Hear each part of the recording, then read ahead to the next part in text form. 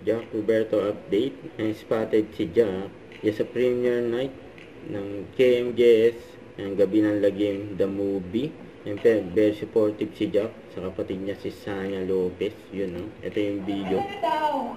Jack Roberto yan. Ang gwapo. Dumating naman si Dingdong para batiin kayong lahat, di ba? Ay, kumuhay pa nga si Jack sa mga pa. From Poncho.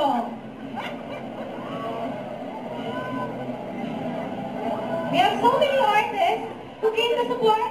As you can see, nandito po si Dingdong. And of course, yan tinawag si Jack yan. Ciao. Ciao. Next na. Yun, no? Supportive kuya kay Sanya Lopez. Muna bago tayo magpapagod dito. Ciao. Ciao. Next na. Bukas na. Okay, go. Okay, stage tayo. Ang ating teaser, isa si Jack sa mga nanood nun. Alright, ito na. Ibibigay ko na sa inyo.